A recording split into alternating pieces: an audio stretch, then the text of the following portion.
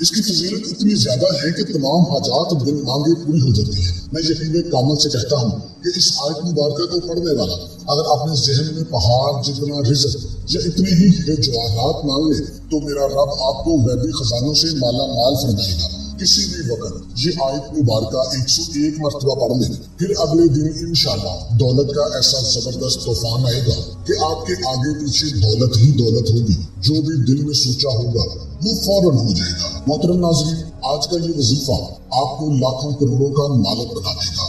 یہ وظیفہ کرنے سے آپ کے گھر میں، کاروبار میں اللہ پاک اپنے فضل و کرم سے بے پناہ برکتیں، وسعتیں، فضیلتیں عطا فرمائے گا۔ آپ لوگ اپنی کسی بھی مشکل کے لیے، کسی کی حاجت کے لیے، کسی بھی پریشانی کے لیے سجدے میں سر رکھ یہ ایک چھوٹی سی آیت کی ایک تسبیح پڑھ لیں، پھر سر اٹھانے سے پہلے ہی آپ کا ہر دکھ، آپ کی ہر مشکل، آپ کی ہر پریشانی فوراً ختم ہو جائے گی۔ اسی طرح ایک اور روایت میں ہے کہ نبی کریم صلی اللہ علیہ وآلہ وسلم نے فرمایا کہ میں تمہیں وہ چیز نہ بتاؤں کہ اگر کسی پر کوئی مصیبت یا آزمائش آ جائے تو وہ اسے پڑھے تو اسے اس سے نجات مل جائے گی۔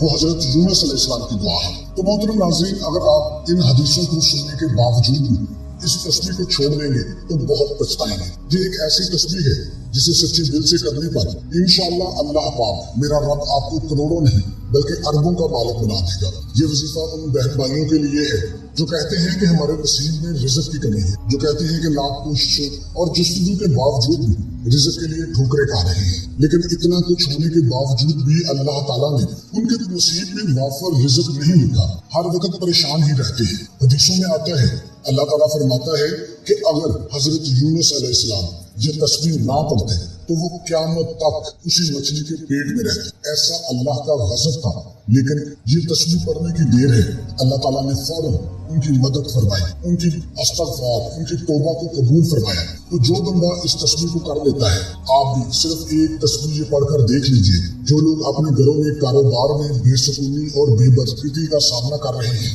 انشاءاللہ میرا رب ان بہن بھائیوں کو بہت زیادہ نوازے گا۔ یہ ایک تسبیح ہر مشکل، ہر دکھ، ہر تکلیف اور پریشانی کے خاتمے کا حل ہے۔ لوگوں کے پیچھے بھاگنے سے دولت نہیں ملتی اور نہ ہی انسان کا بھرم رہتا ہے۔ بہت سارے لوگوں کی جائز حاجتیں اور جائز خواہشیں بھی دولت کے نہ ہونے کی وجہ سے ادھوری رہ جاتی، لیکن اس عمل کے بعد انشاءاللہ آپ کی ہر جائز خواہش پوری ہوگی، آپ کا ہر مقصد جو جائز ہوگا وہ پورا ہوگا۔ جیسے ہی یہ عمل آپ کی جو بھی حاجات ہوں گی، کاروبار کے حوالے سے ہو سکتی ہیں، گھر کے حوالے سے ہو سکتی ہیں، گھر میں رزق کی تنگی ہے، اللہ پاک ایسے غیبی اسباب پیدا کر دے گا، آپ کی پریشانی خود بخود ہی دور ہو جائے گی۔ آپ کی ہر خواہش، اکثر لوگ پریشان ہوتے ہیں کہ ان کی جو حاجت ہوتی ہے، اس پریشانی سے، اس مصیبت سے ان کو نجات مل جائے، تو یہ وہ تسبیح ہے جس کو خاص مقصد کی نیت کرنے کی ضرورت بھی نہیں ہے۔ یہ تسبیح جس گھر میں پڑھی جاتی ہے، اس گھر میں پورا سال نہ تو نظر بد لگتی ہے، نہ ہی حسد ہوتا ہے، اور نہ ہی جادو جنات کے اثرات ہوتے ہیں، نہ ہی کسی قسم کے کاروباری مسائل آتے ہیں، نہ ہی گھر میں بھائیوں میں یا ساس اور ننند کے ساتھ لڑائی جھگڑے ہوتے ہیں، نہ ہی دیورانی اور جٹھانی کی کوئی چکلش ہوتی ہے، بلکہ گھر میں سکون آ جاتا ہے۔ پھر نہ ہی بے سکونی، بے برکتی کا آنا ہوتا ہے۔ اگر ہر کوئی چاہتا ہے کہ اس کے پاس بے شمار رزق اور دولت ہو جسے وہ اپنی مرضی سے خرچ کرے، جو بندہ نیا گھر، گاڑی، دولت، عزت اور شہرت چاہتا ہے، یہ خاص وظیفہ کسی صورت نہیں چھوڑنا، کیونکہ یہی وہ وظیفہ ہے جو رب العالمین کو راضی کر دیتا ہے۔ وہی قرض داروں کو قرض سے نجات دلاتا ہے، نسلوں کو آباد کر دیتا ہے۔ اگر آپ کے گھر میں کوئی بے اولاد جڑا ہے جو کئی سالوں سے بے اولاد ہے، یہ وظیفہ سچے دل سے کیجیے، انشاءاللہ بے اولادی کا مسئلہ ختم ہو جائے گا۔ اللہ پاک آپ کو بھی اولاد کی خوشیاں نصیب فرمائے گا۔ اولاد بھی مل جاتی ہے، قرض بھی اتر جاتا ہے، گھر سے بے سکونی اور بے برکتی کا خاتمہ بھی ہو جاتا ہے۔ اگر بیوی نافرمان ہے تو اللہ کے حکم سے وہ بھی ٹھیک ہو جائے گی۔ اگر شوہر نافرمان ہے، دن رات بری صحبت میں بیٹھتا ہے، یہ ایک تسبیح ہر پریشانی کے لیے، ہر مصیبت کے لیے، ہر رکاوٹ، ہر بندش نجات کے لیے پڑھی جا سکتی ہے۔ اس کے فوائد لاکھوں نہیں کروڑوں میں ہیں۔ اس کو بتانا بیٹھ جائیں تو گھنٹوں کی ویڈیو بن جائے۔ تو آپ نے اس عمل کو کیسے کرنا ہے؟ آپ کسی بھی نماز کے بعد اس عمل کو کر سکتے ہیں۔ اگر نماز کا ٹائم نہیں ہے تو آپ 2 رکعت نفل صلاۃ الحاجات پڑھیں، پھر اس وظیفے کو شروع کریں۔ آپ دکان، دفتر، کاروبار یا گھر جہاں کہیں بھی موجود ہیں، یہ وظیفہ بآسانی کر سکتے ہیں۔ سب سے پہلے نماز ادا کریں، پھر وہیں بیٹھ کر ایک مرتبہ بسم اللہ الرحمن الرحیم پڑھ لیں۔ اس کے بعد آپ نے درود شریف پڑھ لینا ہے 3 مرتبہ۔ آپ نے درود ابراہیمی ہی ناظرین اکرام، درود پاک کی بہت زیادہ فضیلت ہے، برکت ہے۔ کوشش کیا کریں کہ درود شریف زیادہ سے زیادہ پڑھا کریں۔ درود شریف پڑھتے وقت اپنے مقصد کو بار بار ذہن میں رکھیں۔ اپنے مقصد کو ذہن میں رکھتے ہوئے آپ نے ایک تسبیح یعنی 100 مرتبہ اس چھوٹی سی آیت کے حصے کو وہی سجدے میں جھک کر پڑھنا ہے۔ لا الہ الا انت سبحانک انی کنت من الظالمین۔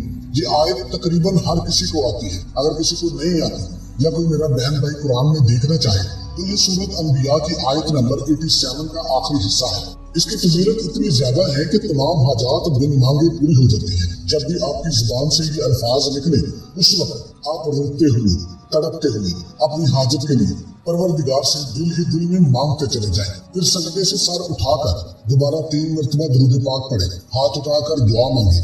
واضح رہے کہ آپ نے سجدے میں تسبیح پڑھتے وقت اپنے مقصد کو ہی ذہن میں رکھنا۔ دعا بعد میں مانگنی ہے۔ دعا آپ بے شک ہاتھ اٹھا کر مانگ لیں یا دوبارہ سجدے میں جا کر مانگیں، یہ آپ کی مرضی ہے۔ میں یقین کامل سے کہتا ہوں کہ اس آیت مبارکہ کو پڑھنے والا اگر اپنے ذہن میں پہاڑ جتنا رزق یا اتنے ہی ہیرے جواہرات مانگ لے تو میرا رب آپ کو غیبی خزانوں سے مالا مال فرمائے گا۔